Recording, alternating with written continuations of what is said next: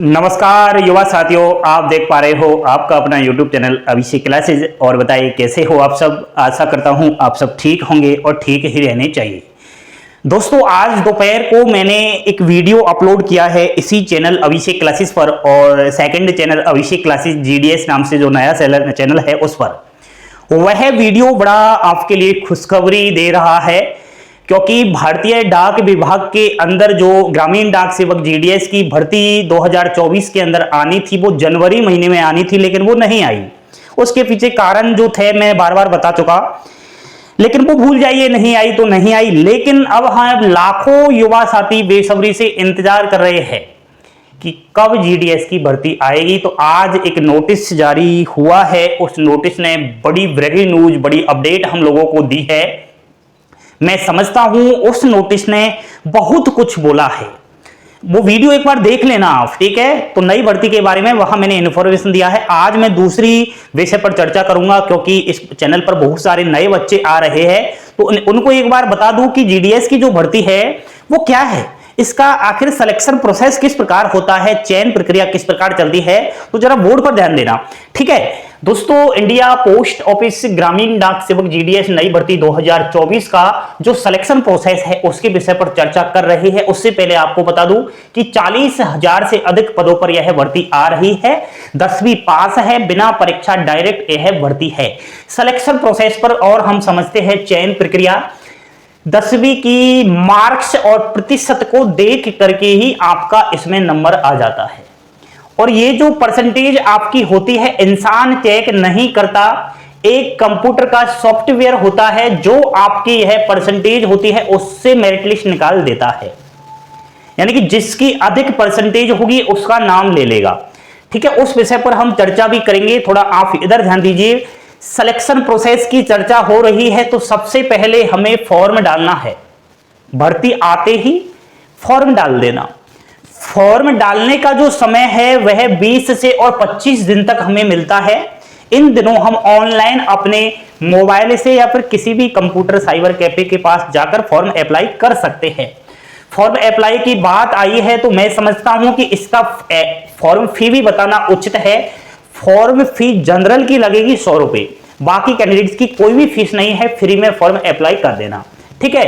अब हमने form apply कर दिया। फॉर्म अप्लाई के बाद रिजल्ट आपका आता है। रिजल्ट बोले तो मेरिट लिस्ट, और ये जो मेरिट लिस्ट आएगी ये पहले नंबर की फर्स्ट मेरिट लिस्ट आएगी। रिजल्ट जो आएगा वह फॉर्म अप्लाई की लास्ट डेट के ठीक 25 से और 30 दिन बाद आ जाएगा। बड़ा फास्ट है। 1 महीने के अप्रोक्स आपकी फर्स्ट मेरिट लिस्ट जारी हो जाएगी। मेरिट लिस्ट में अगर देखा जाए दोस्तों, तो इसमें एक लिस्ट जारी नहीं होती, 1 से और 10 लिस्ट जारी होती है। पिछली भर्तियों की अगर हम बात करें तो पिछली भर्तियों में 10-10 मेरिट लिस्ट जारी हुई है। पहली लिस्ट में नाम नहीं आया, सेकंड में आ गया, थर्ड में आ गया, फोर्थ में आ गया, 10 में से किसी न किसी लिस्ट में नाम तो आएगा। बाकी ये सर्किल के ऊपर डिपेंड करता है, ठीक है। किसी सर्किल में अच्छी पोस्ट है तो ज्यादा मेरिट लिस्ट आने की संभावनाएं बनी रहती है। एक और बात, जिस भी अभ्यर्थी का मेरिट लिस्ट में नाम आ जाता है उसके मोबाइल नंबर और ईमेल आईडी पर एक मैसेज आता है डिपार्टमेंट ऑफ पोस्ट की तरफ से कि आपका सिलेक्शन हो चुका है, आप डॉक्यूमेंट वेरिफिकेशन के लिए आइएगा, ठीक है। तो हम यहां पर डॉक्यूमेंट वेरिफिकेशन की भी चर्चा कर लेते हैं। मेरिट लिस्ट में नाम आ गया, मैसेज आ गया, और आपके पास वो बता दिया कि डॉक्यूमेंट वेरिफिकेशन के लिए कहां आना है, और नहीं बताइए तो कोई फर्क नहीं पड़ता, मैसेज का भी इंतजार करो या मत करो।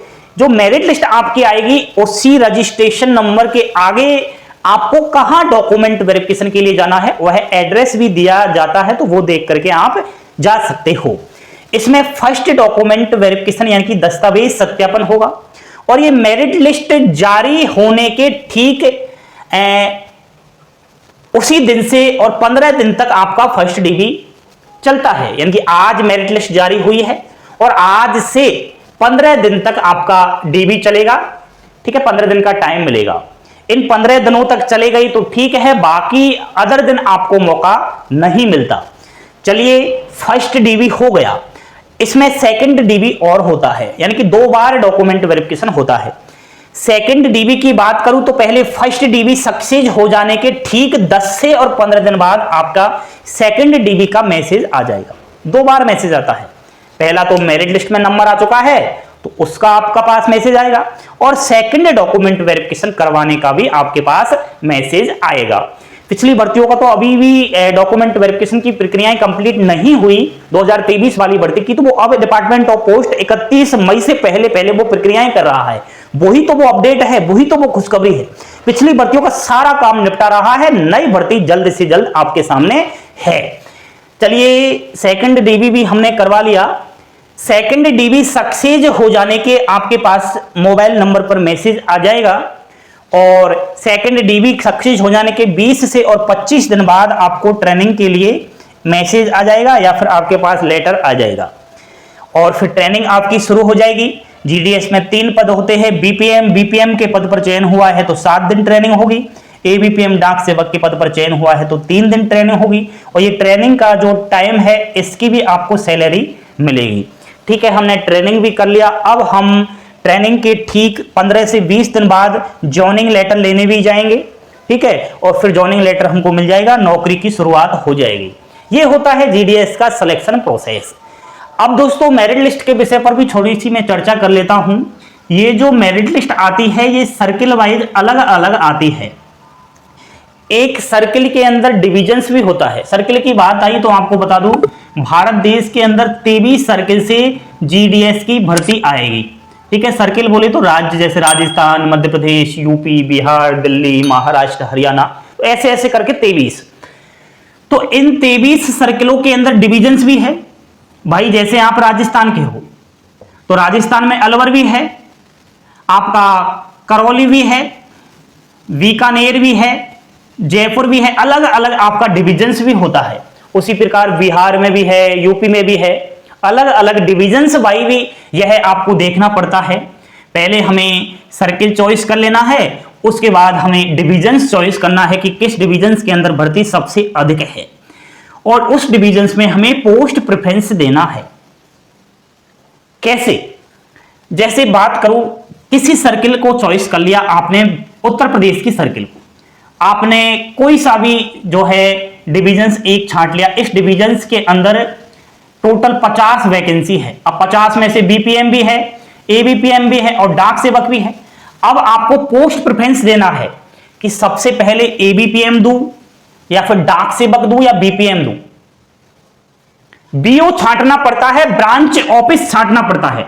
भाई ब्रांच ऑफिस के अंदर सपोज करो 15 लोगों ने फॉर्म अप्लाई कर दिया उस डिविजन्स के अंदर, तो उन 15 लोगों में सबसे अधिक 10वीं में जिसकी भी परसेंटेज होगी उसका चयन हो जाएगा। लेकिन कभी कभी ऐसे होता है दोस्तों, 90% वालों का चयन हो जाता है, लेकिन 95% वालों का चयन नहीं होता उसी सर्किल से, उसी डिवीजन से। ऐसे क्यों? क्योंकि दोस्तों इसका फॉर्म जब अप्लाई किया तो हमने अच्छे से पोस्ट प्रेफरेंस नहीं दिया।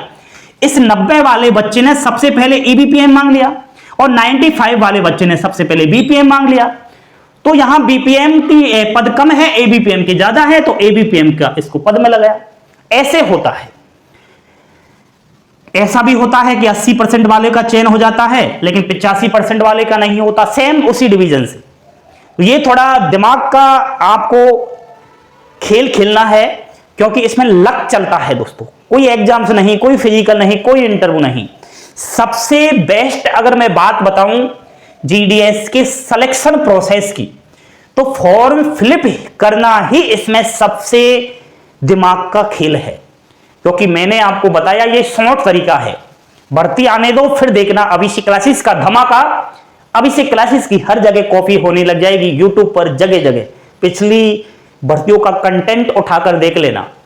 तब आपको बता दूंगा कैसे पोस्ट प्रेफरेंस देना है, क्या कुछ करना है, कहां से फॉर्म फिलअप करना है, क्या डिवीजन, क्या सर्किल, क्या व्यू, सब कुछ अभी मोटे मोटे तरीके से मैंने आपको बता दिया। मेरे ख्याल से समझ चुके होंगे नए बच्चों के लिए। पुराने बच्चे तो जानते ही है कैसा क्या है सिलेक्शन का प्रोसेस। नई भर्ती आ रही है इसलिए मुझे ये जानकारी देना जरूरी है ताकि समझ जाए आखिर इस प्रकार चयन प्रक्रिया होती है। बाकी गवर्नमेंट एग्जाम्स का जो कट ऑफ बनता है उससे हटकर जीडीएस का कट ऑफ निकलता है। समझ गए ना? तो लाइक कर देना समझ गए तो। लाइक अभी तक नहीं किया मुझे पता है, लाइक का बटन दबा दो। हंसते खेलते मुस्कुराते रहो, पल पल की अपडेट पाने के लिए जुड़े रहो आपके अपने यूट्यूब चैनल आपके साथी अभिषेक क्लासेस के साथ। थैंक यू, धन्यवाद। जय हिंद, जय भारत।